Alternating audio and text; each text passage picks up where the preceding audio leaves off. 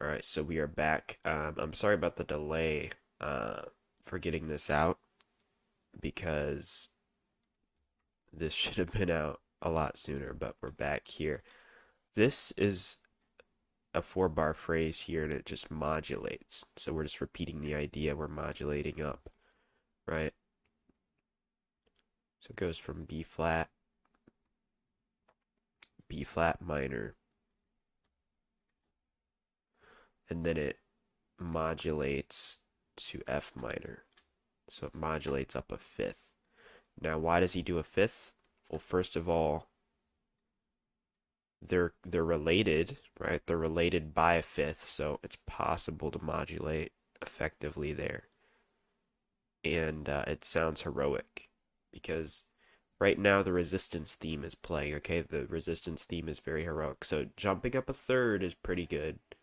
But if you want it to be even more like it's progressing and it's more heroic, you can jump up a fifth. So that's the thing that I noticed here. So I did play it in the last video. We'll just play it again here. So here it is. I'm trying to play it like properly here. So here we go.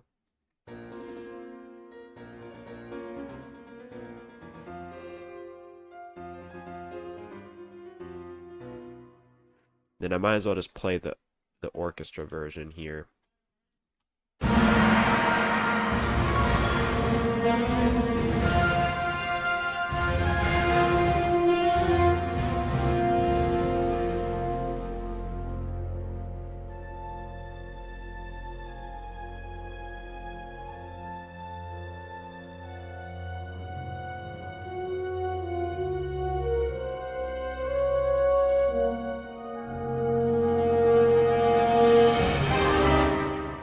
Okay. So that was the section right there, this whole page. So this is like I said, it's in the actual score, it's the resistance theme is playing here. So this is kind of taking inspiration from that. Although I don't have a resistance theme, so I just played something like a motif, right? This dun dun dun dun dun, dun and it's going down a fourth. Dun, dun, dun, dun, dun. It has these big leaps because generally the big leaps they sound more heroic. Dun, dun, dun, dun, dun, dun, right? So it's like it's progressing. It's like more of a heroic type melody or motif. We have this rhythmic triplet, and again, I already covered this in the last video, but I might as well just cover it again. And then we have this rhythm here. So once this motif ends, it kind of picks up where it left off, and it carries with the rhythm, right? And we're just staying generally within the key. Sometimes we have non-harmonic tones like this. So this is B flat minor. So we're going up to the third scale degree here. We come down, right? So we're using the notes of the scale, but we're making it musical essentially.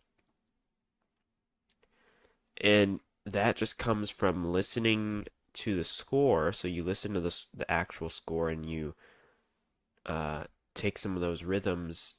These are the rhythms I used if you want to take inspiration, right? And then this scene right here, there's a guy that's walking out onto the battlefield. He has binoculars and he's standing there looking off on the horizon. And then if you remember that scene where the guy he touches the ground and he puts the finger to his mouth and he says salt. And it's just kind of a funny scene that was in the movie.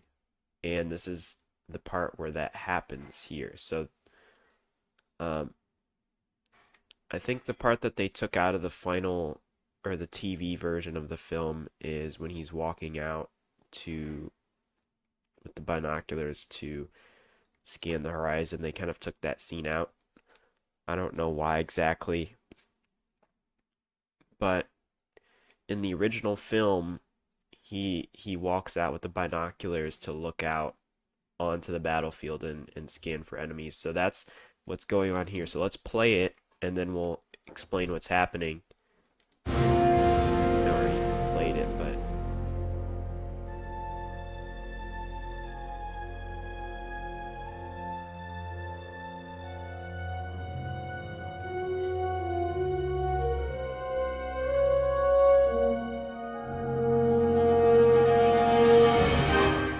so that's what it sounds like. I need to figure out, like, I don't know why it's so loud and I my volume is barely up. That makes no sense. Honestly, I don't know.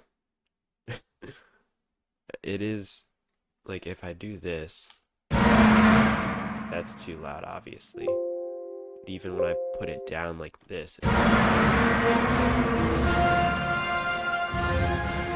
turn it down here. He's using primarily minor triads here because we're in action music. You can use major triads. That's obviously going to give you a more bright sound. Okay. So why do we play a D flat? Again, it's a dissonant bass, and the C minor chord is the flat 7. Now it may not make sense because we're not emphasizing D minor, but it's okay because it's action music. It's unstable, and we don't have to emphasize the tonal center immediately. We can kind of create tension and then resolve into it. So that way the listener is not sure where it's going and it kind of feels unstable. So that's kind of how I'm interpreting it. And see, that's where my knowledge can improve, and that's what I'm learning is what exactly is going on. What exactly is he thinking? Because you can interpret it in many different ways, but if you know exactly like what's going on, that'll help. So I'm learning about that stuff, but I think for now this is good enough, right? Because we're looking at the score, we're analyzing it. But yeah, usually what he does is he'll have like every 2 bars the part will switch. It's not playing the same thing all the time. Like the bass is not just playing like a pedal tone the entire time. It does have a pedal tone for like the first 2 bars, but then it switches and now it's kind of going down chromatically, right? So if we're in D minor, right, it starts on the D, highlighting the tonal center of D minor, go down chromatically down to the C, which is a part of the 7th version of the chord, chromatically down to the B flat, and then we land on the F. So we're using non-harmonic tones. We're landing on non-harmonic tones or non-chord tones, right? That's a technique that you learn from part writing, is using non-chord tones and then resolving to the chord tone, right?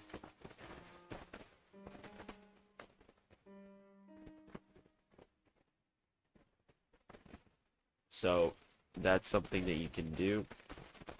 And then essentially you want to create motifs. You want to have rhythms that you're reusing, right? So you see this triplet pattern. You see that a lot here, right? Triplet, triplet. So you're not making it exactly the same every time. You're changing it up. So as you can see, if I play this,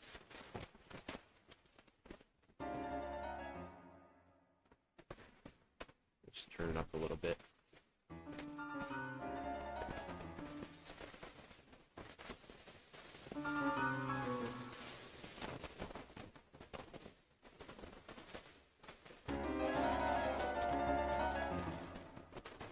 I don't know why. It's like it's either too loud or it's too quiet. It kind of repeats, but it's different every time. It's not the same. So we have this motif here. Dun, dun, dun, dun, dun, dun, dun, dun, dun, dun, dun. And then we repeat it, but it's in an inversion. Dun, dun, dun, dun, dun, dun. It's in an inversion here, right? And it's up higher. It's not playing the same notes. Dun, dun, dun, dun, dun, dun, dun, dun, dun, dun. And then we play it again an octave below, but it's in an inversion. And then we play it again an octave above, and then an octave below, but it's quicker. It's like it alternates right here. The part switches. It's in the upper woodwinds here, and then it's in the French horns here, and then it speeds up the next time around, and then we lead into this E flat minor chord again. Why the E flat minor chord? Because it's a semitone away from D, which kind of creates tension, and then it transitions nicely into G minor. That's why he picked that from my interpretation. So let's listen to it again.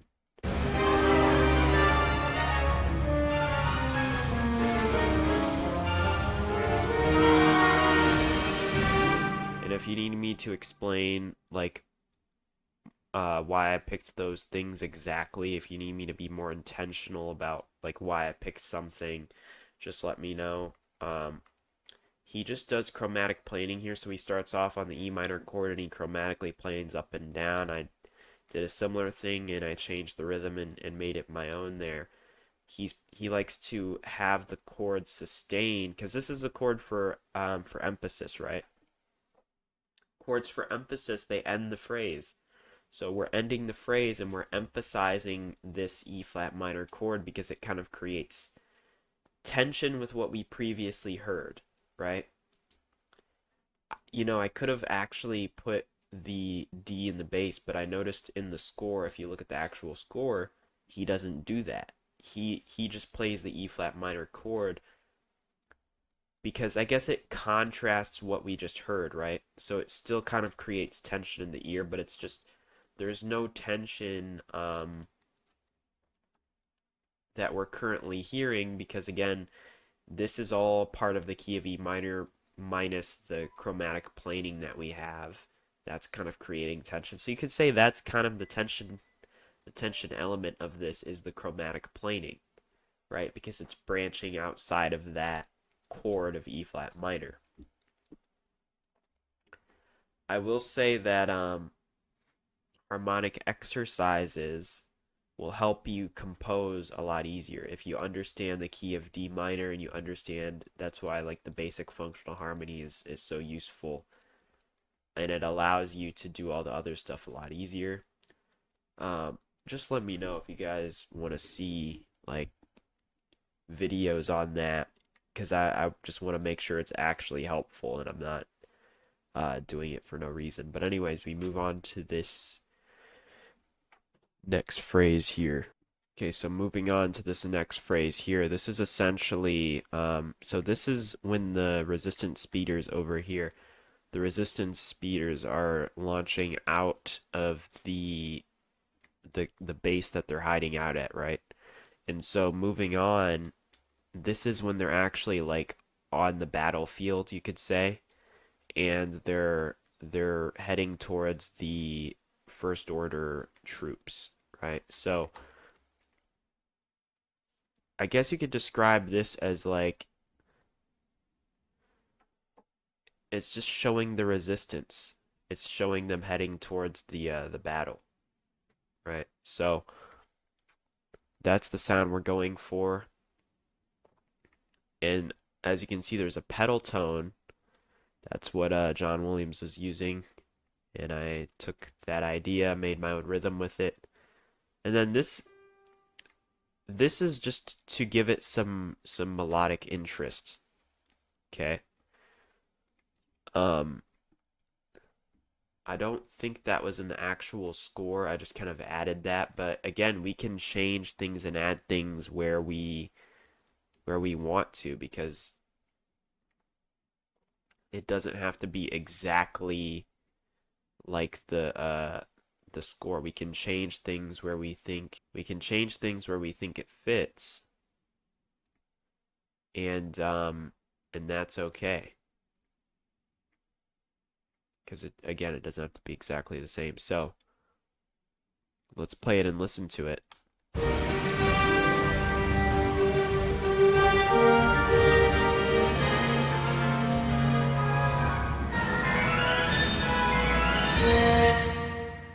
Okay.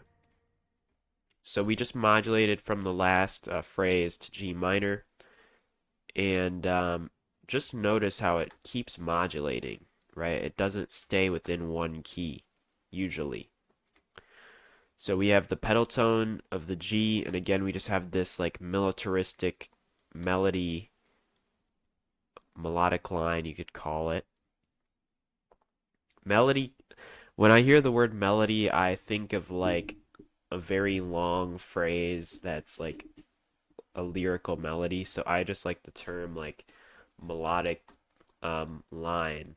So we have a melodic line here because you don't ever hear it again. Well, actually, you do. So I guess you could say we'll just call it like a motif. You hear this like militaristic motif occur a couple times. And then we have this ostinato here that's also highlighting the key of G, right?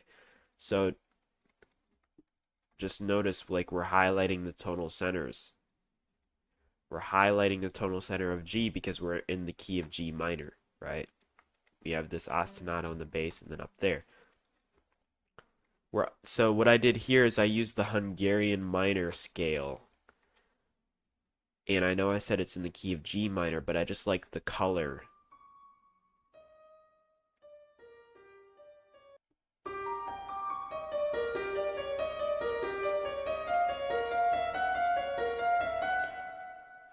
So yeah, as you can see, that was the Hungarian minor scale, which is basically sharp 4. It's basically just a G harmonic minor scale, but with a sharp 4. And it was commonly used in the Harry Potter films. It kind of has a magical type sound to it, but it also keeps that minor sound as well.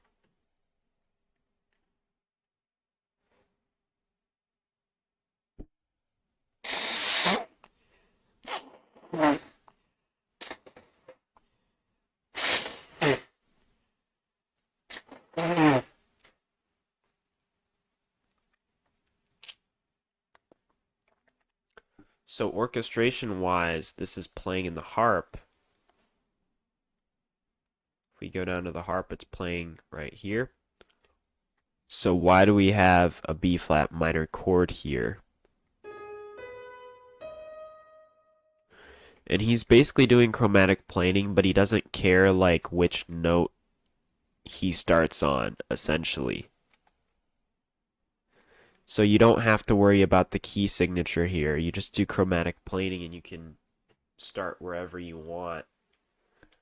The point is just to create an unstable feeling and intention. Because this scene actually right here is when the character Finn he doesn't understand like how the speeder works, and so he's struggling to fly it, and so there's a little bit of tension there because you don't know what's going to happen exactly, right? So this is just to kind of create tension. Now you're wondering probably, why does he pick the B flat minor? And my theory, well, really what I think is, again, it's a minor third above the G minor, which we started in, right? So he just picked the B flat minor, and then also we're going to modulate to the B flat eventually, right? So he picks the B flat minor, he sustains it because it creates that suspension, and then he's doing the chromatic planing above to build that tension. Again, this is just highlighting the B flat minor. Now you're wondering, okay, why did we do this? This is a dissonant bass.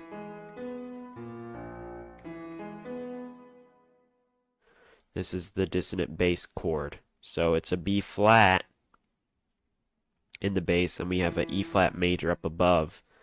So again, you just pick a note, or you pick a chord that is clashing in some way with the bass note.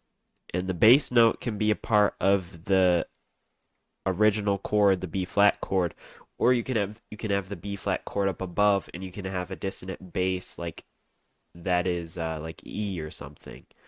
Right, so instead of an E major chord, we could have an E in the bass, and we could have the B flat minor chord up above. That's another way that you could do it. But again, I just chose to do it this way. And then this is a chord for emphasis because we're reaching the end of the phrase and it builds tension, right? So that's why it works. And so up here,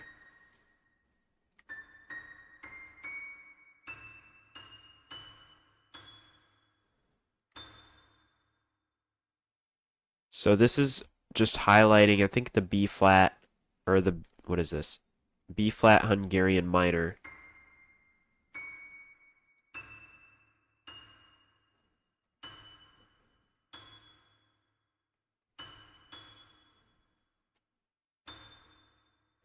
Then we just have some chromatic notes, right? So it doesn't quite finish the scale here, so it sounds incomplete. And then it goes up to that B flat. So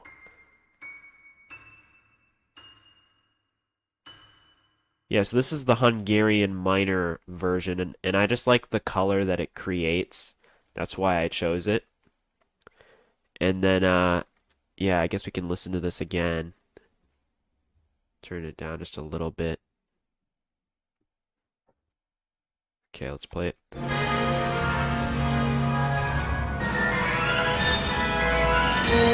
So yeah, it doesn't quite reach the top in this measure, but it reaches that B flat right in the next measure. And then instead of modulating here, he just simply changes from B flat minor to B flat major. So, and this is where like this series is, I think, is useful, because one of the things we forget, or at least I would forget when learning composition, is like how to actually write parts. Okay, when I looked at the score, I was shocked. I was shocked at the amount of parts he put in. Like, this is crazy. Okay? And it just shows you it's not just about learning chord progressions. It's not just about like learning melody and harmony. It's learning how to actually create parts using those things. He has a lot of layers here. He has chords in the bass. Well, not in the bass, but he has chords playing primarily in the trombones, right? You can see the trombones here playing those chords.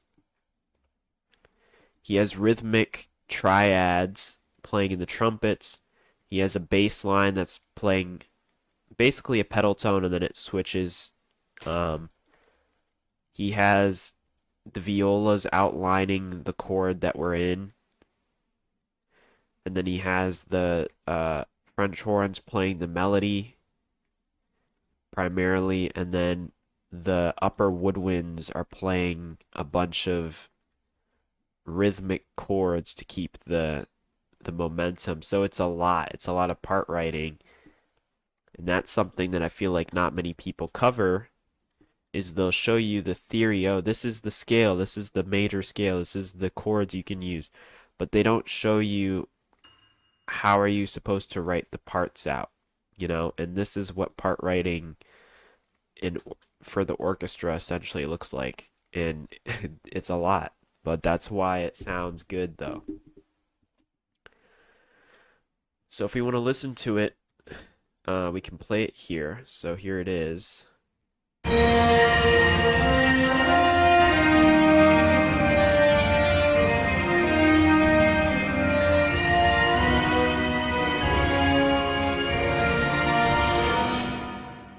transitions up a semitone into B minor.